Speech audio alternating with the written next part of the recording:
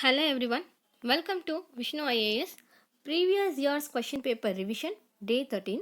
In the same YouTube channel, there is another free crash course for Prelims 2020 by Vishnu sir. He will be discussing about the prelims oriented topic. And join our Telegram channel to get info about the daily current affairs. First question is from 2013 question paper. Consider the following statements. Attorney General of India take part in the proceedings of Lok Sabha, to be a member of a committee of the Lok Sabha, speak in the Lok Sabha, vote in the Lok Sabha. Which of the statements given above is or are correct? Only 1, 2 and 4, 1, 2 and 3, 1 and 3. And your answer is C. That is 1, 2 and 3 is correct and fourth one is wrong. Let's see the explanation.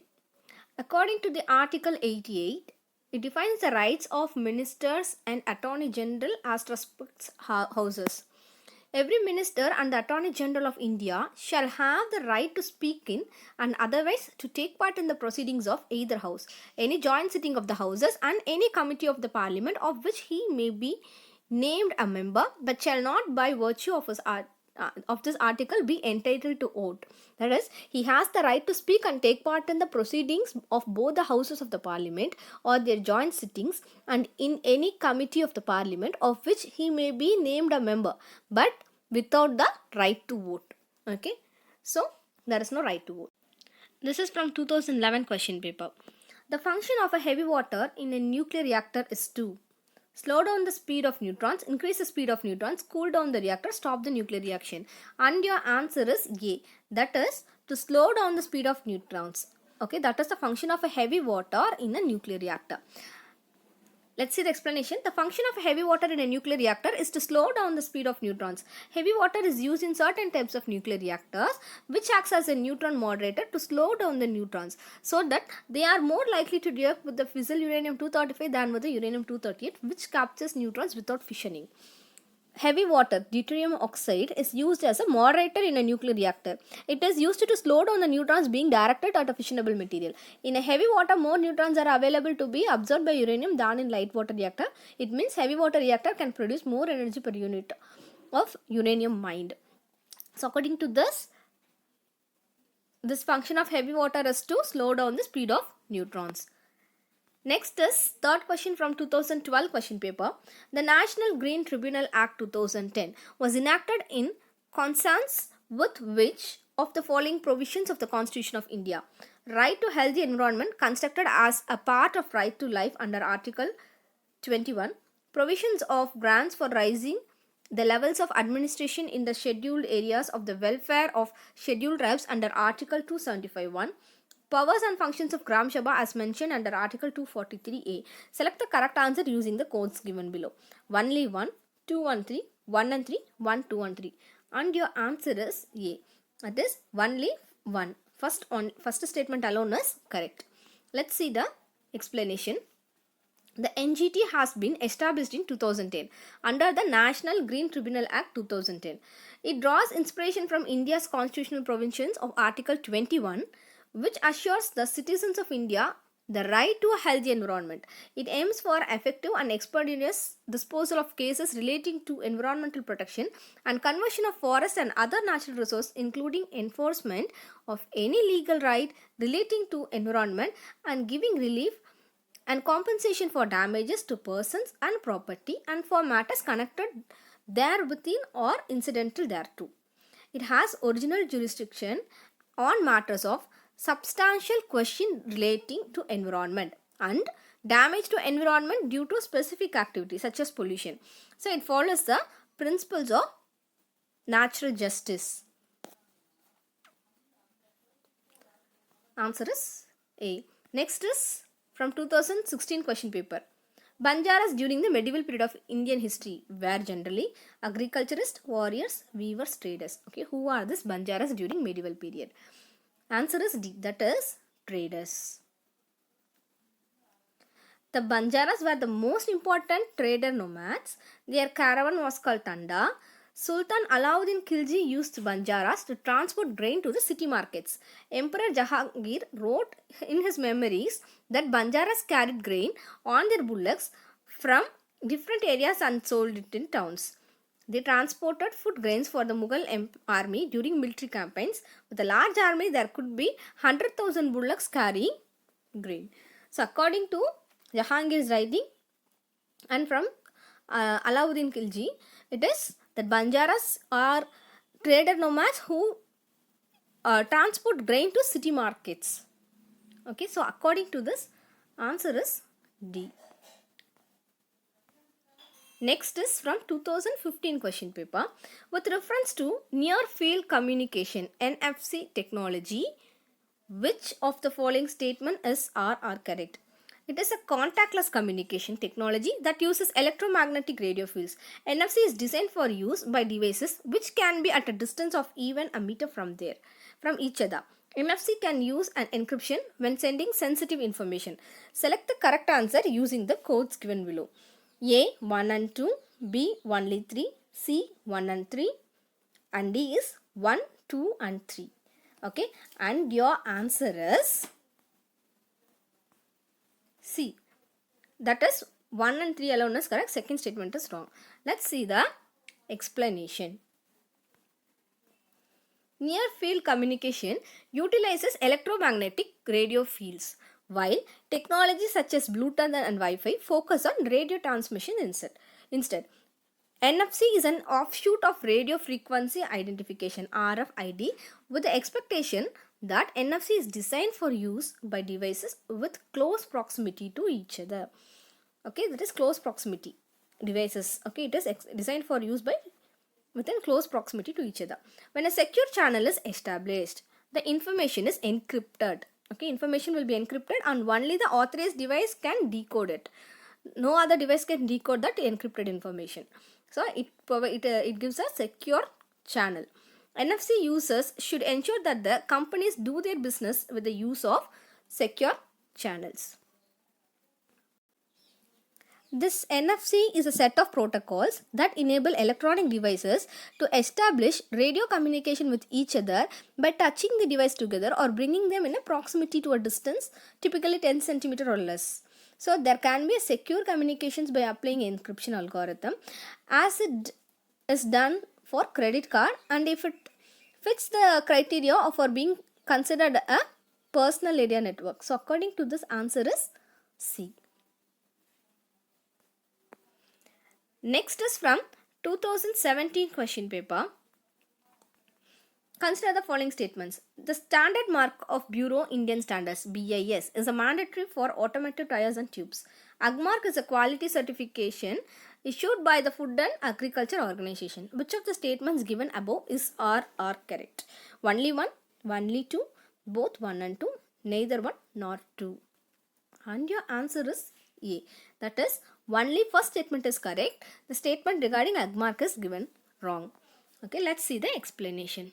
AgMark is a certification of mark employed on agriculture products in India, assuring that they conform to a set of standards approved by Directorate of Marketing and Inspection, an attached office of the Department of Agriculture Cooperation and Farmers Welfare under Ministry of Agriculture and Farmers Welfare, an agency of the Government of India.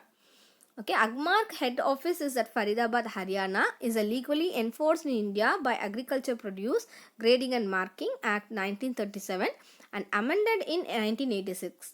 The present AgMark standards cover quality guidelines for 222 different commodities spanning a variety of pulses, cereals, essential oils, vegetable oils, fruits and vegetables, and semi-processed products like vermicelli. This AgMark, this question is from 2017. By 2017, only 212 commodities were under the guidelines of AgMark. Now it is 222. This is updated explanation. Okay. Next is the Bureau of Indian Standards, that is BIS, is a national standard body of India working under the aegis of Ministry of Consumer Affairs, Food and Public Distribution, Government of India. It is established by Bureau of Indian Standards Act 1986, which came into effect on 23rd December 1986. Okay, this is just extra information about what is BIS. This gives you the clear explanation about AgMark. Okay, it is not issued by Food and Agriculture Organization. Okay. Next is 2018 question. Which one of the following statements does not apply to the system of subsidiary alliance introduced by Lord Wellesley?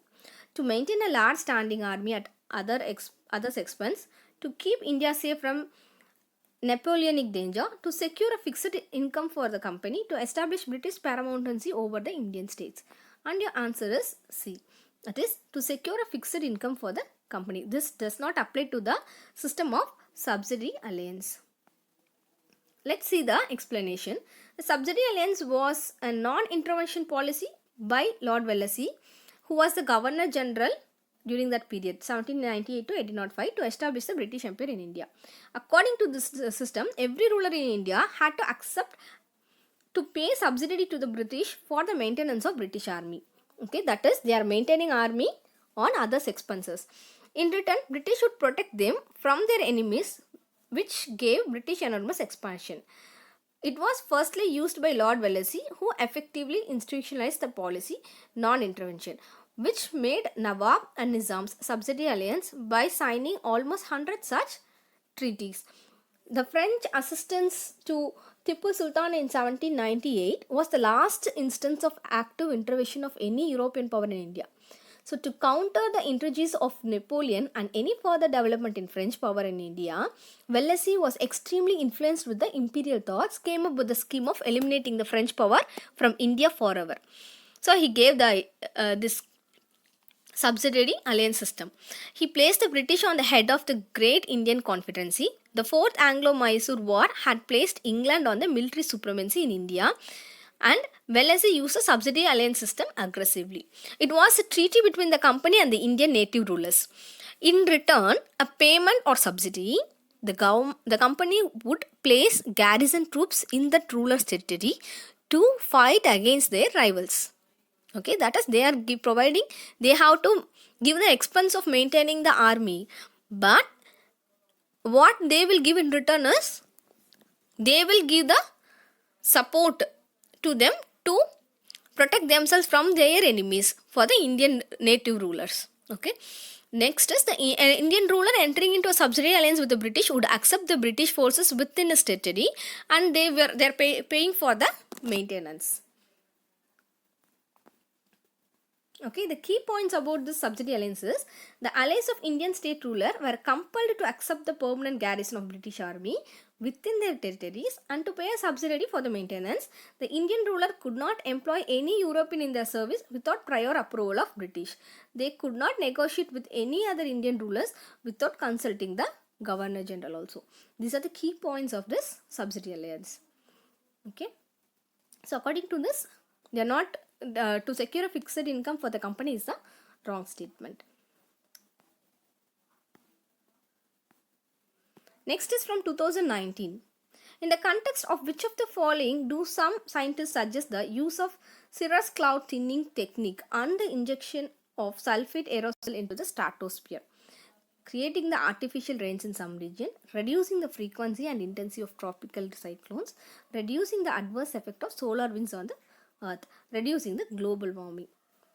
And your answer is D. That is, reducing the global warming. Let's see the explanation. Geoengineering approach to reversing global warming. Okay, the intentional reduction of the coverage and the optional thickness of the high-level cirrus cloud could potentially reduce the global warming by modifying the long-wave radiative effect on cirrus clouds. Okay, that is, sulfate aerosol particles are very good reflectors of sunlight, and it has been shown through the various climate models that even 1% of the current incident solar radiation is reflected back in space, and very significant amount of temperature rise on Earth can be offset. So according to this, answer is D, that is, reducing the global warming. Next is 2014 question. Consider the following statements regarding Earth Hour. Okay, what is this Earth Hour? It is an initiative of UNEP and UNESCO. It is a movement in which the participants switch off the lights for 1 hour on a certain day every year. It is a movement to raise the awareness about the climate change and the need to save the planet. Which of the statements given above is or are correct? 1 and 3, 1 and 2, 2 and 3, all of these. And your answer is C. That is, only second and third statement is correct and first statement is wrong. Let's see the explanation. Earth Hour is a worldwide movement organized by the Worldwide Funds for Nature (WWF). The event is held annually, encouraging individuals, communities, and businesses to turn off non-essential electric lights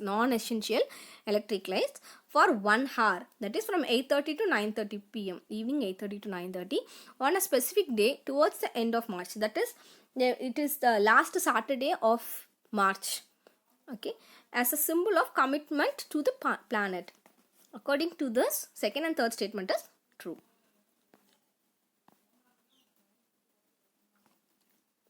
It was started as a Lights Off event in Sydney, Australia in 2007.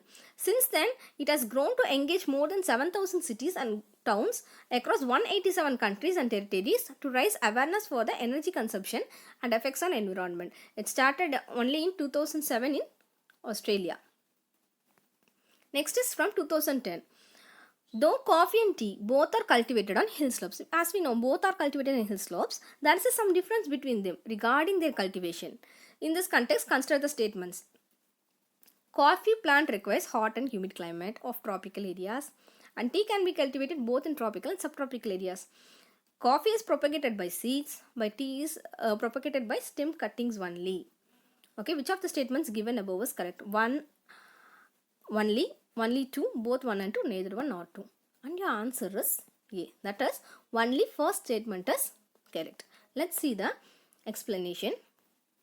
Tea is propagated from seeds and leaf cuttings in addition to stem cuttings. Thus, statement 2 was wrong. Coffee plant requires hot and humid climate with 15 degrees Celsius to 30 degrees Celsius temperature and 200 centimeter of rainfall, which is available in tropical areas. Okay, this is a coffee plantation. This is how tea plantation takes place. Tea requires a well-drained, deep, friable, loamy soil and forest land rich in organic matter. It can be grown in both tropics and subtropics. Okay, that is, tea is cultivated in Assam as well as in southern India, and this is a tea cultivation. So answer is A. Only first statement is correct. That's all. Thanks for watching and don't forget to subscribe our channel. Do subscribe our channel. Thank you.